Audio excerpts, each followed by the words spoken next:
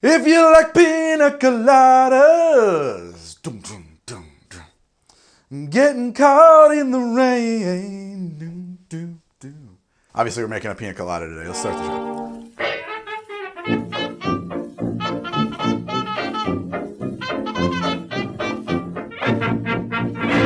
It's a guilty pleasure. Look, I'm not gonna lie.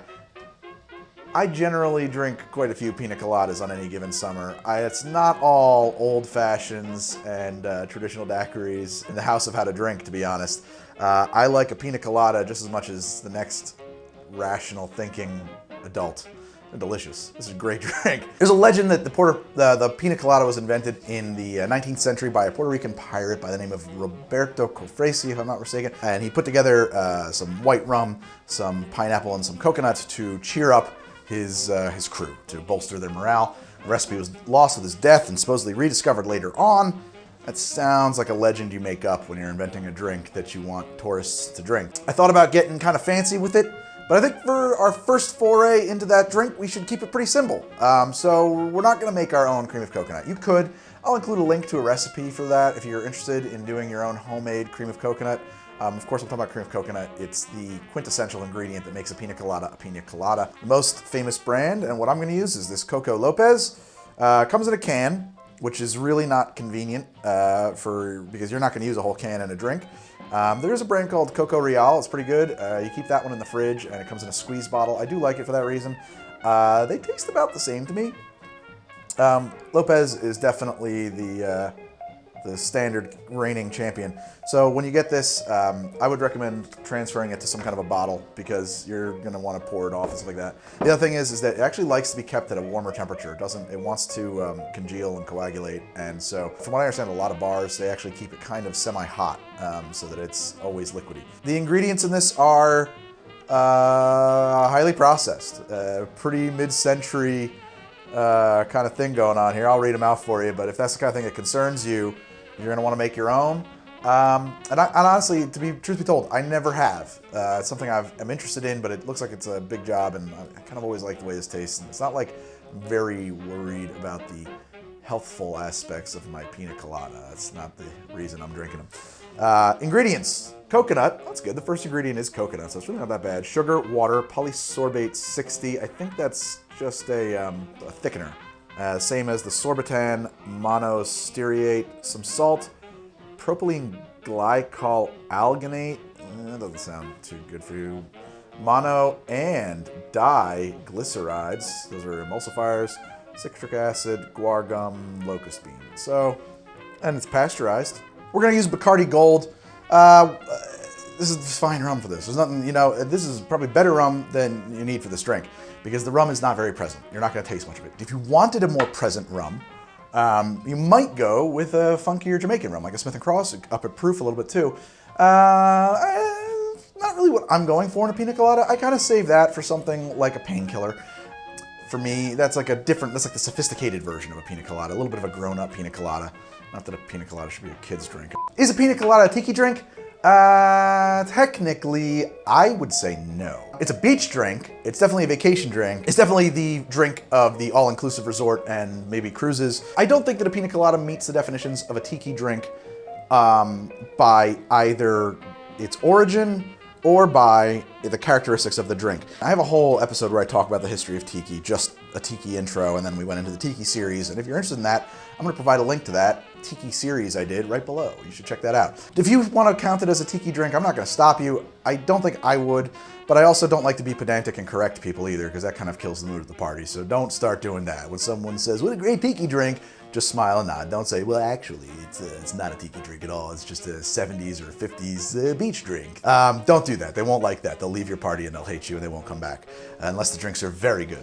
I got a blender here. It's a blender drink. We're going to put in 16-ish ounces of ice. Now, I recommend crushing up your ice a little bit before it goes into the blender if you've got big cubes. As you guys know, I have these big, ridiculous cubes.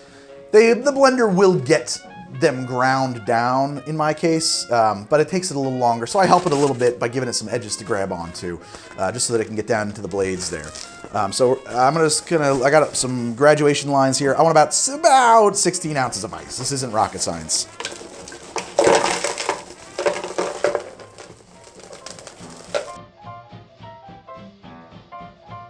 That's about right.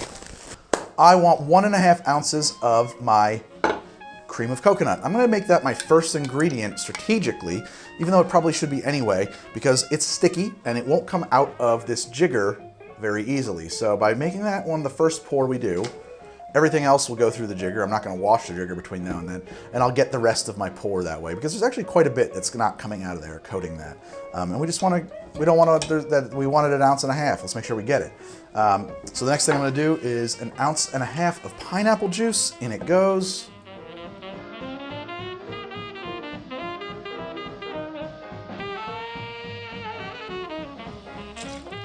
Okay.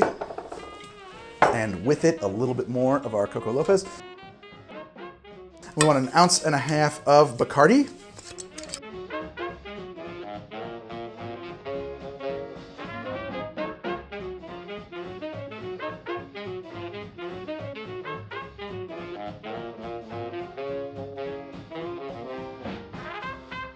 I like to add a little fresh pineapple to mine. One, it's great to have fresh ingredients in a drink. Not necessary, but additionally, the pineapple has some fibers in it, and we want this to be kind of a thick, frothy, held together slushy. The ice is great for that, but ice melts over time. The pineapple, of course, will help bind it together. So I'm gonna just eyeball this. If I had to guess, I'd say it's about 6 or 8 ounces of pineapple, but I'm probably not 100% on that. Well, there's booze in the blender, and soon it will render the frozen concoction that helps me hang on. I say that here because I'm actually not a fan of frozen margaritas. I like mine shaken. So this one, when I sing Margaritaville, I'm thinking Piña Coladaville.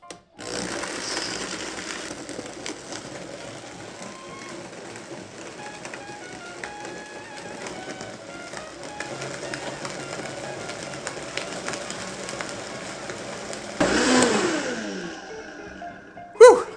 We're done.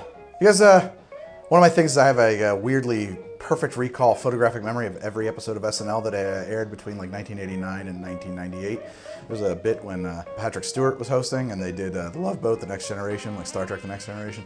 It was great. It was like Love Boat in outer space, and he was Captain Picard on Love Boat, and they had Geordi LaForge had to redirect power from the warp cores to power up the blenders to make a couple of piano bars, I think. Anyway, just things I think about every single time I make one of these. So there's our Piña Colada. It's very good looking. We're gonna need a straw, of course, but we're also gonna need to garnish this guy. A couple pineapple pieces. We want some cherries for this, but we don't want fancy cherries. Actually, the color would be wrong. We want some real neon red cherries. I usually use these delicious Luxardo cherries. Admittedly, these are sort of ice cream sundae cherries. Not very fancy, but they're more what you want for this drink. There's nothing wrong with them here. I mean, they're just a different kind of cherry. Yeah, I've always liked them. Especially when I was a kid. I'll have one more. I'll have one more. I'll have one more. You know what? I'm gonna put these back, but I'll just leave them there because I might want one more. I just want one more. Yeah, just one more. Just one more. I can stop anytime I want to. Yeah, stick a cherry and a pineapple up there. Eat the other ones that aren't going in the shell. Gotta have an umbrella. If you can get it, get an umbrella. You need an umbrella for this drink. There you go. Beautiful Piña Colada. Let's give it a taste. See how I did.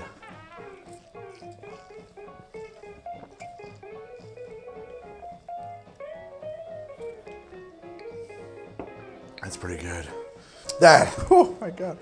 That is delicious.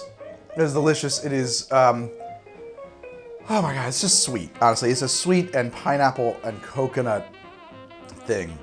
It's a slushy. It's a treat. Do I taste the rum in it? No, I don't taste the rum in it at all. It just tastes like pineapple and coconut and vacation and a little bit like sunblock, but in a good way. And it tastes like it's 110 degrees and I'm sitting on the beach and the waves are crashing and I'm in a hammock and it just tastes like I want to take a nap now. I'm gonna drink the whole thing. It's so good. It's a vacation in a glass, you know this flavor. And I mean, in truth, it doesn't need the rum because the rum is not even present in the flavor profile. You could take the rum out and make a virgin Piña Colada and enjoy it just the same. It's great. It's just a delicious tropical smoothie dessert treat kind of thing, honestly. Could you make a more sophisticated version? I guess, but I think at that point you're talking about a painkiller, which is a subject for a different episode of How to Drink. The flavor profile is short and sweet, and not very long on evolution. It just tastes like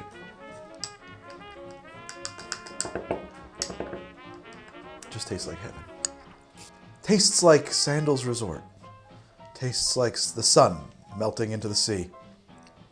Tastes like Panama Jack tanning butter.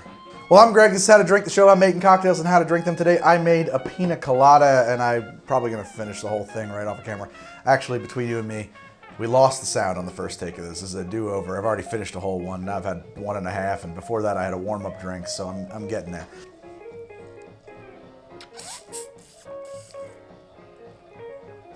It's a weird song.